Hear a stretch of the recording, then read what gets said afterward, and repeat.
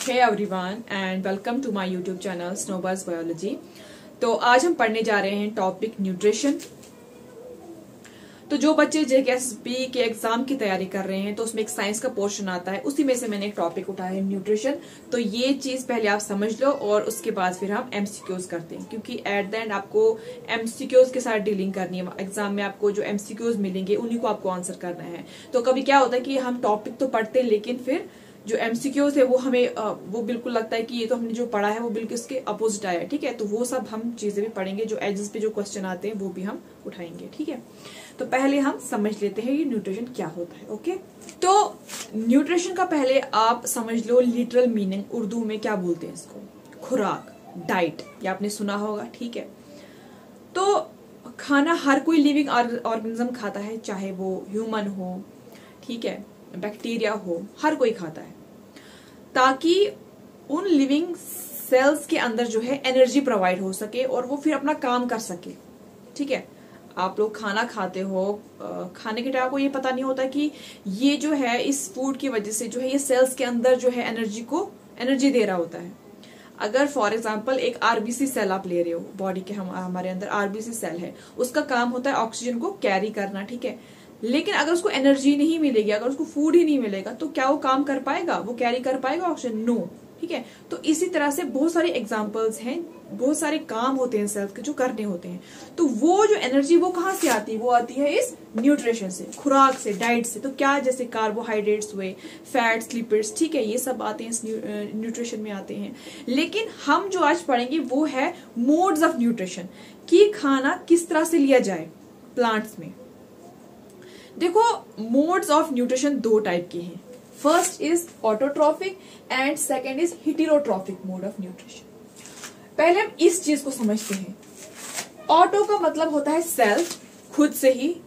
Traffic का मतलब होता है न्यूट्रिशन, मतलब वो लिविंग ऑर्गेनिज्म जो अपना खाना खुद प्रिपेयर करते हैं, उनको कहते हैं ऑटोट्रॉफ्स, और इस प्रोसेस को बोलते हैं ऑटोट्रॉफिक न्यूट्रिशन। ठीक है, इस फिनोमिनन को बोलते हैं ऑटोट्रॉफिक न्यूट्रिशन। सेकेंड टाइप है हेटेरोट्रॉपिक। हेटेरो, पहले हम इस चीज को समझते हैं। Hetero means others and trophic means nutrition, मतलब वो लिविंग ऑर्गेनिज्म जो दूसरों का खाना, बना बनाया खाना कंज्यूम करते हैं, उस प्रोसेस को बोलते हैं हेटेरोट्रॉपिक न्यूट्रिशन।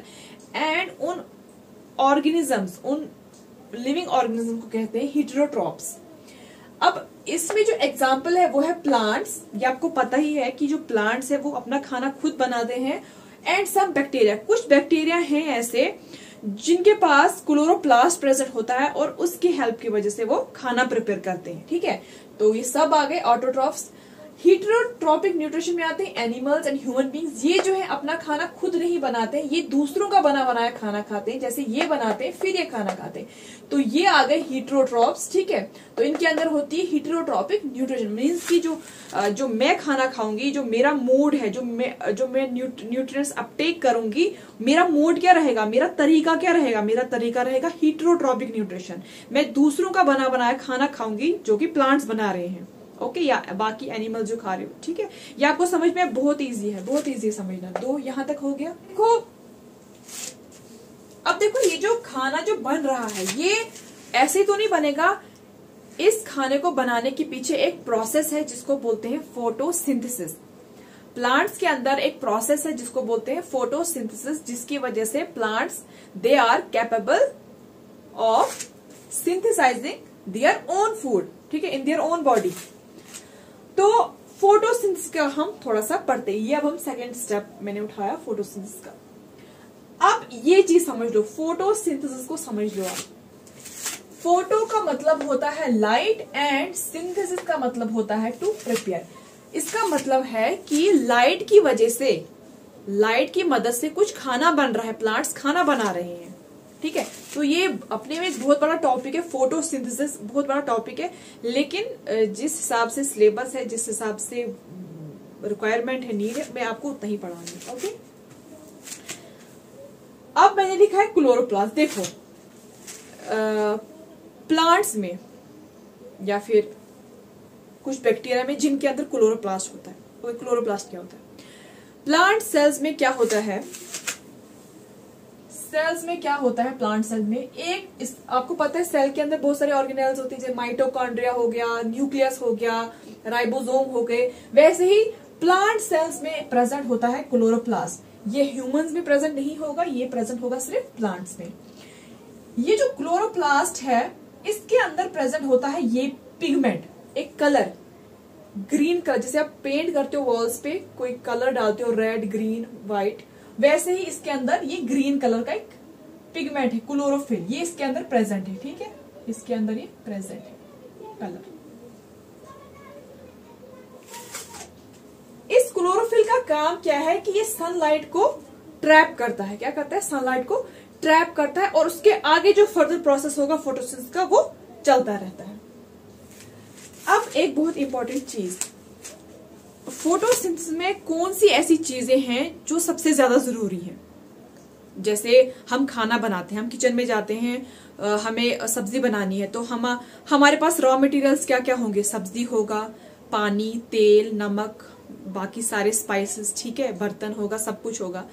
तो उसी चीज को आप इसके साथ रिलेट करो। ये जो क्लोरोप्लास्ट है ये एक बर्तन है जिसके अंदर खाना पकेगा। इस क्लोरोप्लास्ट के अंदर ये हमने तेल डाल दिया, ठीक है, इसके अंदर हमने कार्बन डाइऑक्साइड डाल दिया, वाटर डाल दिया, सनलाइट डाल दी, हीट डाल दी, ठीक है, हीट यहाँ पे आप गैस का बर्नर समझ लो, हीट लाइट। तो ये सब मिला के जो किचन में खाना तैयार हो जाता है, ठीक है, कुछ न। तो उसी तरह से फोटोसिंथेसिस में जो रॉ मटेरियल्स हैं जो जिनसे खाना बनेगा, ठीक है, वो है carbon dioxide, water, sunlight. Carbon dioxide हम एक्सेल करते हैं, हमारी बॉडी एक्सेल करती है कार्बन डाइऑक्साइड, और भी बाकी सोर्स से कार्बन डाइऑक्साइड आता है, ठीक है। वाटर, तो जब भी आप कोई सीड जमीन में बोते हो या प्लांटेशन करते हो, तो मोस्ट इंपोर्टेंट क्या रहता है कि आपको पानी डालना है, ठीक है, वरना वो मुरझा जाएगा। तो पानी इज वेरी जरूरी, पानी एंड सनलाइट। तो आपने देखा होगा कि अगर आपने कहीं प्लांटेशन की होगी, वो एरिया जहां पे धूप ज्यादा नहीं पड़ती है और वो एरिया जहां पे धूप ज्यादा पड़ रही हो, उन दोनों में आप डिफरेंस देखना। जहां पे वो शेडी एरियाज होते हैं वहां पे उनकी ज्यादा ग्रोथ नहीं होती है, ठीक है, लाइट पड़ती है, इनडायरेक्ट लाइट वो पड़ती है, लेकिन वो डायरेक्ट लाइट नहीं पड़ती है। जहां पे डायरेक्ट लाइट पड़ती है वहां का आप देखना कितना डिफरेंस होगा, वो ज्यादा टॉल हेल्दी होंगे, ठीक है। तो ये सब चीजें जो हैं ये रॉ मटेरियल है प्लांट के लिए कि वो खाना अपना पकाए, ओके। उसके बाद देखो क्या होता है कि मैंने लिखा है ऑक्सीजन रिलीज होता है। देखो जो भी लिविंग ऑर्गेनिज्म जो खाता है उसके बाद एक वेस्ट प्रोडक्ट भी होता है जो रिलीज होता है बॉडी से।